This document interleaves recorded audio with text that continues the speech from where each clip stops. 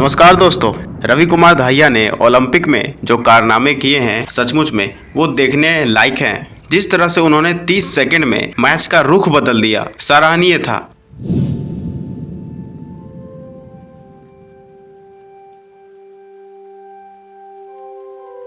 तो आइए आज हम इस एजुकेशनल वीडियो में बात करते हैं रवि कुमार दहिया के बारे में, जिन्होंने टोक्यो ओलंपिक 2020 में फ्री स्टाइल रेसलिंग के 57 केजी वाले कैटेगरी में सिल्वर मेडल जीता है। तो आइए सीधे हम इस रेसलिंग मैच की ओर रुख करते हैं।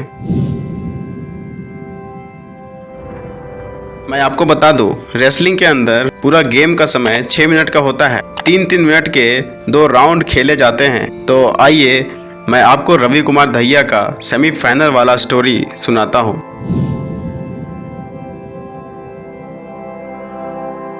रवि कुमार दहिया सेमीफाइनल में पहुंचते हैं। इनका मुकाबला कजाकिस्तान के दिग्गज प्लेयर नूरसलीम सनायेव से होता है।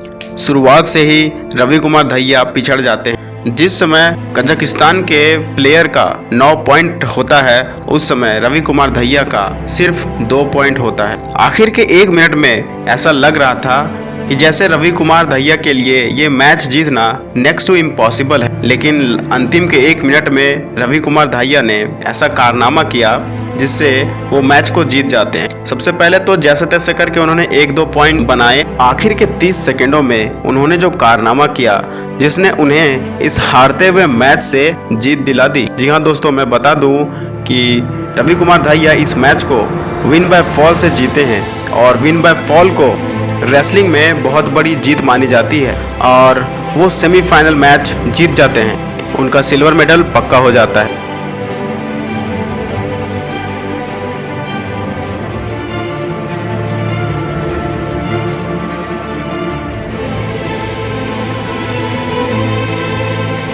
अब वो फाइनल को खेलने के लिए जाते हैं। उनका मुकाबला रशियन ओपोनेंट जवूर युगू के साथ होता है और यहाँ रवि कुमार दहिया जी तोड़ मेहनत करते हैं, लेकिन जवूर युगू रवि कुमार दहिया को जीतने नहीं देते। रवि कुमार दहिया फाइनल मैच हार जाते हैं। इस तरह से ओलंपिक में गोल्ड मेडल नहीं जीत पाते हैं रवि कुमार दहिया और उन्हें सिल्वर मेडल से ही संतोष करना पड़ता है।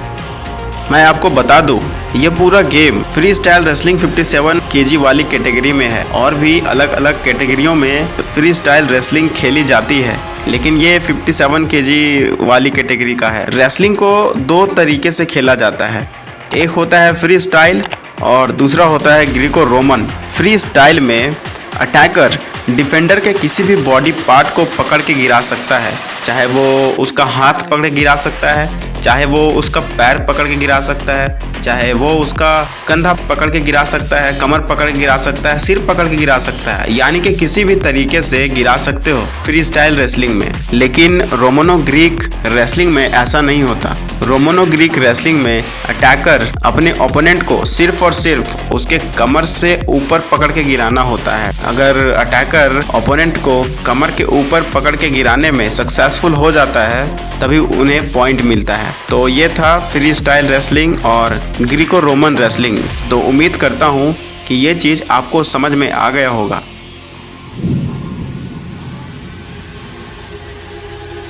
तो रवि कुमार दहिया ने टोटल 4 मैच खेले हैं इस ओलंपिक में। तो पहला मैच इन्होंने प्री क्वार्टर फाइनल खेला जिसमें इन्होंने टेक्निकल सुपीरियॉरिटी से जीत हासिल की।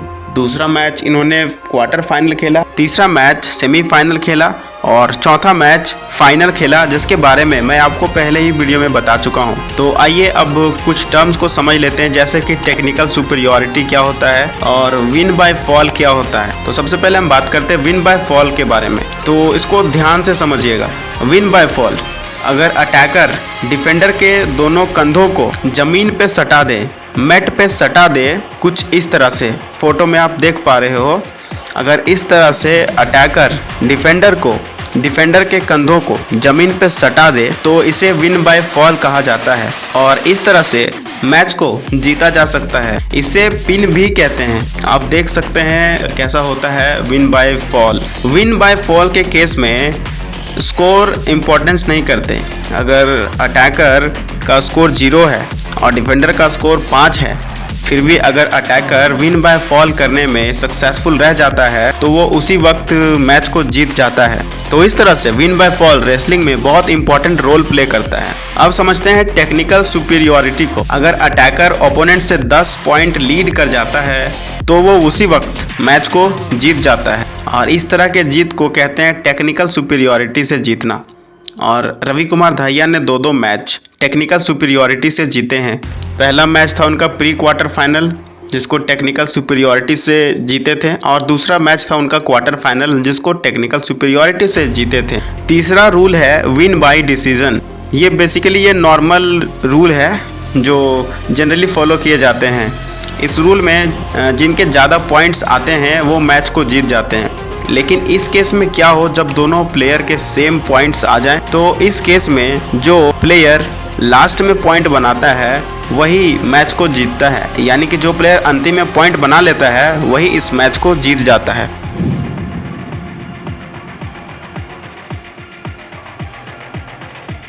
इनका फुल नेम रवि कुमार दाहिया है। इनका निकनेम सिर्फ और सिर्फ रवि है। ये प्रोफेशन से फ्री स्टाइल रेसलर है। मैं बता चुका हूँ पहले ही फ्री स्टाइल रेसलर क्या होते हैं। इनका जन्म 12 दिसंबर 1997 को हुआ और ये 2021 के हिसाब से 24 वर्ष के हैं। इनका जन्म सोनीपत डिस्ट्रिक्ट हरियाणा में हुआ था। इनकी पढ़ाई सोनीपत डिस्ट्रिक्ट हरियाणा के गवर्नमेंट स्कूल से ही होती है। इन्होंने अपना बैचलर डिग्री आर्ट से पूरी की है। उस समय इनके घर के फाइनेंशियल कंडीशन उतने अच्छे नहीं थे।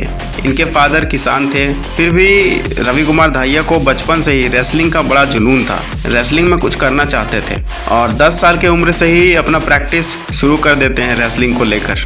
रवि कुमार दाहिया के पिताजी के पास वो ज़्यादा ज़मीन नहीं थी, तो वो दूसरे लोगों से ज़मीन को किराए पर लेके काम करते थे और ज़मीन में फसल उपजाते थे। साथ ही साथ वो दूध बेचने का काम भी करते थे। उनके पास कुछ गाय हैं जिनसे वो दूध निकाल करके बेचने का काम करते हैं। इस तरह से देखा जाए तो फाइनेंशियल कंडीशन उतना अच्छा नहीं है। फिर भी उनके फादर ने सपोर्ट किया और उनके अंदर रेसलिंग के जुनून को देखते हुए उनका ट्रेनिंग के लिए सतपाल सिंह के पास पहुंचते हैं जो रेसलिंग के लिए बच्चों को ट्रेन करते थे। और ये स्टेडियम नॉर्थ दिल्ली में है जिसका नाम छत्रसाला है, जहां सतपाल सिंह बच्चों को ट्रेनिंग दिया करते थे। इनके पिताजी 40 किलोमीटर का सफ़र रोज़ तय करते थे। हर रोज़ इनके फादर दूध, फल, घी, मक्खन जैसे डाइट को रवि कुमार दाहिया तक रोज़ पहुंचाते थे।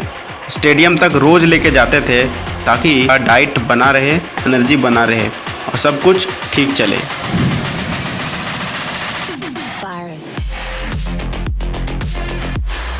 तो सबसे पहला मेडल इन्होंने 2015 में जीता था। जूनियर वर्ल्ड रेसलिंग चैंपियनशिप में इन्होंने 55 केजी कैटेगरी में सिल्वर मेडल जीता था। 2017 में खेल के दौरान इनको चोट लग जाता है जिसके चलते अब ये 1 साल तक किसी भी तरह का मैच नहीं खेल पाते। 2018 में फिर से ये कम बैक करते हैं और 2018 में वर्ल्ड अंडर रेसलिंग चैंपियनशिप में फिर से सिल्वर मेडल जीतते हैं।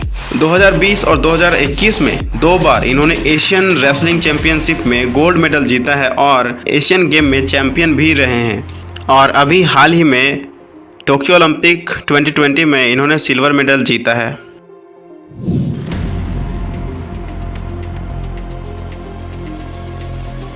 चलिए अब आपको मिलाते हैं इनकी फैमिली से। तो इनके फादर का नाम राकेश दाहिया था। इनकी मदर की नाम रीमा देवी है। इनके फादर फार्मर हैं, साथ ही साथ दूध का काम भी करते हैं। इनका घर सोनीपत हरियाणा में है। चलिए अब हम बात करते हैं इनके इनकम के बारे में और नेट वर्थ के बारे में। जैसे ही इन्होंने ओलंपिक में सिल्वर मेडल जीता था उसी समय सेंट्रल गवर्नमेंट ने इनको 50 लाख रुपए प्राइज के तौर पर देने का निर्णय किया है और स्टेट गवर्नमेंट ऑफ हरियाणा ने 4 करोड़ रुपए देने का निर्णय किया है। साथ ही साथ स्टेट गवर्नमेंट ऑफ हरियाणा ने इनके गांव नेहरी में रेसलिंग इंडोर स्टेडियम बनाने का निर्णय भी लिया है ताकि वहां के लोग इंस्पायर हो सके और भविष्य में इंडिया का नाम और आगे पहुंचा सके। अगर हम इनकी नेटवर्थ की बात करें तो ये लगभग 5 से 6 करोड़ है और अगर इनकी मंथली इनकम की बात करें तो ये लगभग 1.5 लाख से 2 लाख है। तो कैसा लगा आपको ये रवि कुमार दाहिया के बारे में जानकर कमेंट में हमको ज़रूर बताएं और आप रवि कुमार दाहिया कैसे लगते हैं ये भी बात कमेंट में ज़रूर बताएं। आज की वीडियो में बस इतना ही, फिर मिलेंगे एक नए एजुकेशनल वीडियो के साथ। तब तक के लिए नमस्कार।